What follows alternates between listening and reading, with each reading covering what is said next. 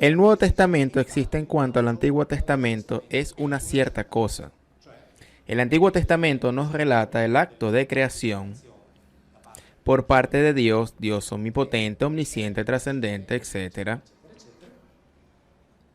que crea el universo, después al hombre, y luego en cierto momento, como este hombre peca, Dios debe mandar a su hijo.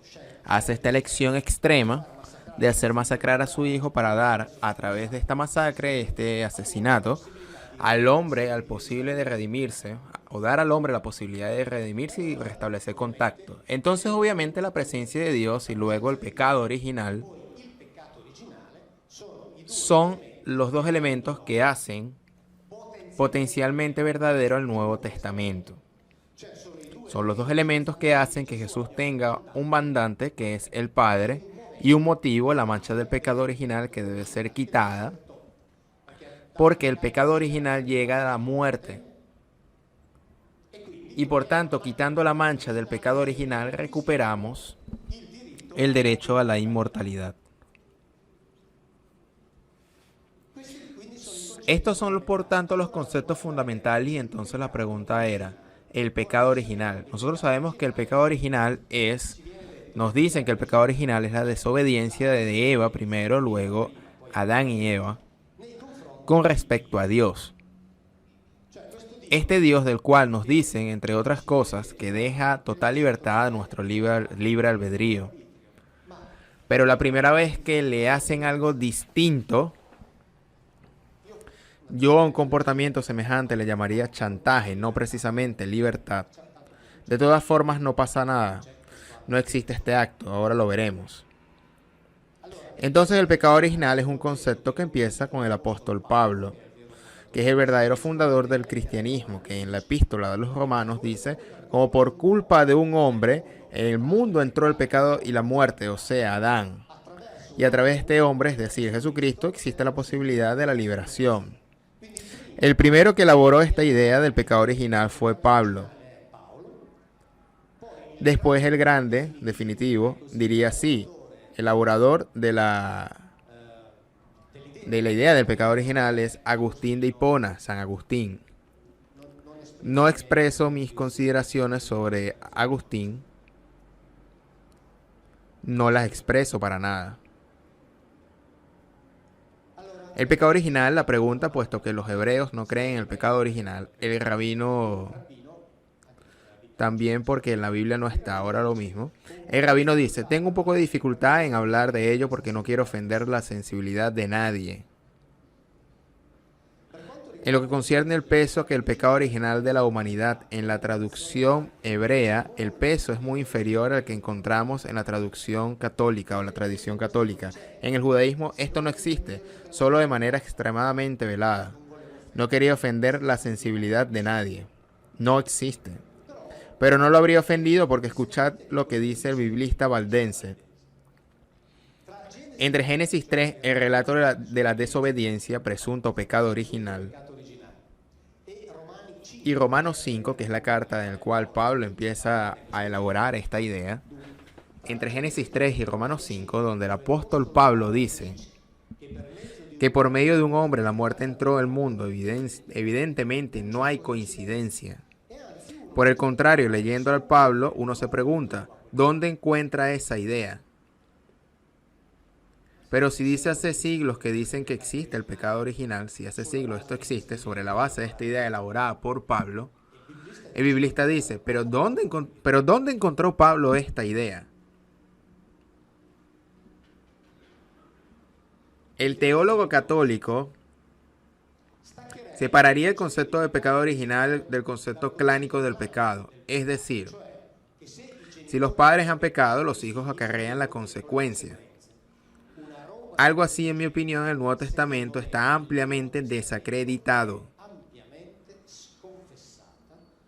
Sin embargo, por desgracia, ha sido ampliamente usado en la teología todavía. ¿Entendéis por qué habéis hablar con los pastores y no con las ovejas? Porque si hablo con las ovejitas te van a decir, no, el pecado original, nosotros pagamos se necesitan ritos para liberarnos, se necesitan mediadores. estos de aquí, mediadores que nos llevan a un acto de reconciliación. No, no tenemos que reconciliarnos con nada ni con nadie, porque el pecado original no existe. El biblista valdense se puede preguntar, ¿de dónde saca una idea así?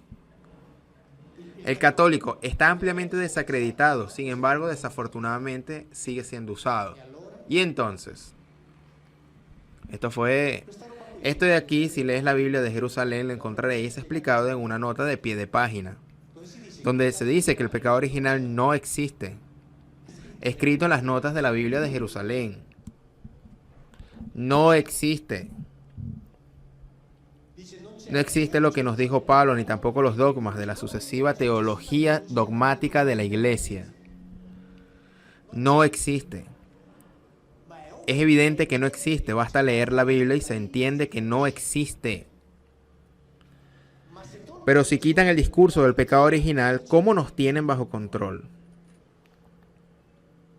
Porque nosotros no los necesitamos, porque no tenemos que reconciliarnos con nadie, porque no hay ninguna mancha que traigamos con el nacimiento.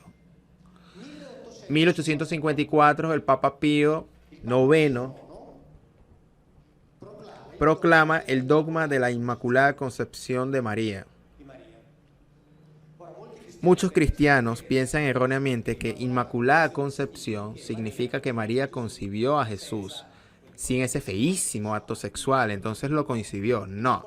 Inmaculada Concepción quiere decir que María es el único ser en la historia de la humanidad de haber sido concebida sin la mancha del pecado original, puesto que después tenía que convertirse en la Madre de Dios. Entonces el Papa Pío IX, 1854, noviembre, si no me equivoco, pero si el pecado original no existe, ¿qué diablo ha dogmatizado el Papa? El nada. La nada.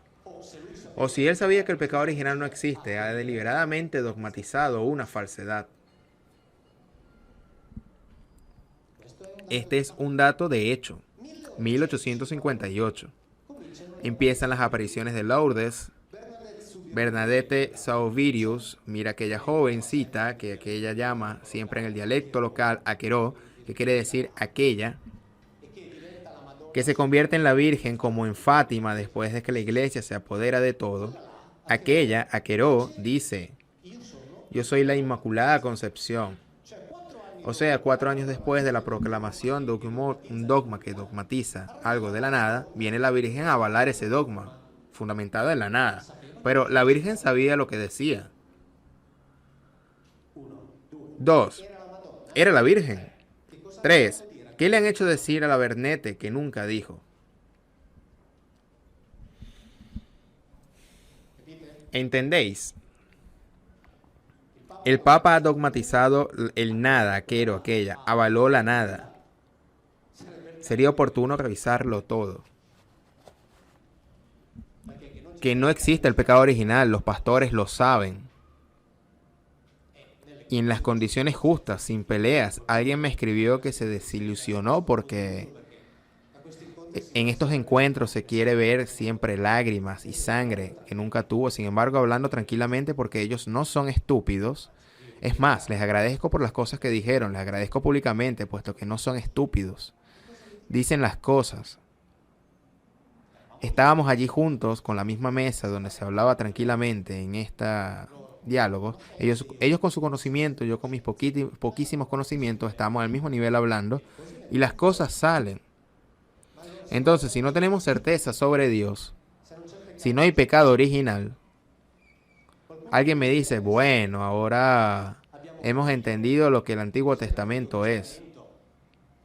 Sin embargo, el Nuevo Testamento es... No. Si hemos realmente entendido qué es el Antiguo Testamento, tendremos que decir, por lo tanto, también el Nuevo Testamento. Sí, necesariamente, es evidente. Porque si en el Antiguo Testamento no está el Dios Padre espiritual y no existe el pecado original, Jesucristo queda sin mandante y sin motivo.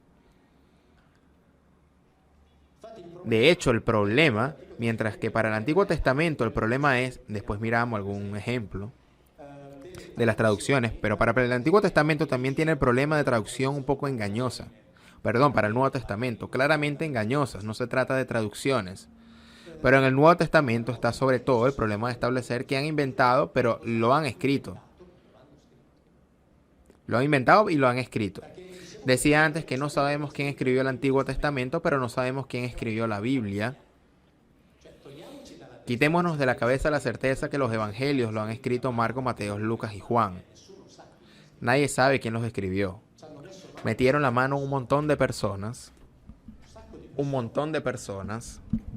Los evangelios que se leían al inicio, por ejemplo, eliminaban un ejemplo. Sabemos que cuando Jesús salva a la adúltera que iba a ser lapidada, ¿no? ¿Os acordáis, no? Que dice, el que esté sin pecado que tire la primera piedra. ¿Y cómo decir vosotros quizás habéis ido con ella, no? Bien.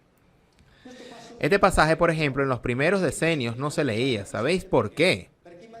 Porque los maridos tenían miedo que sus esposas se aferrasen a eso para decir, no, pero habéis entendido. O sea, si me pillas, en fin, fui a pastar a otras partes y por tanto no lo leían por miedo a que las mujeres se aferrasen a este texto y fueran perdonadas aunque fueran fornicaciones. Al principio se predicaban algunas decenas de cristianismos diferentes. No estaban de acuerdo ni siquiera sobre el nombre de Jesús. No estaban de acuerdo ni siquiera sobre el nombre. Después llegó Constantino que los reunió en Nicea y ahora vosotros salís de aquí con una verdad. Pónganse de acuerdo. Una, ahí os dejo. Revisen. Las otras, que vayan afuera. Aquella verdad salió por votaciones levantando las manos. Y nosotros creemos aquella verdad la que votaron en ese entonces. A golpes, acierto. Al final, alzando la mano, primero se pagaban para discutir amablemente, amorosamente. Salió esa verdad, el llamado credo niceo de Constantinopolitano. Y nosotros creemos en ese. Si allí por votación hubiesen votado otra, nosotros creeríamos en otra verdad.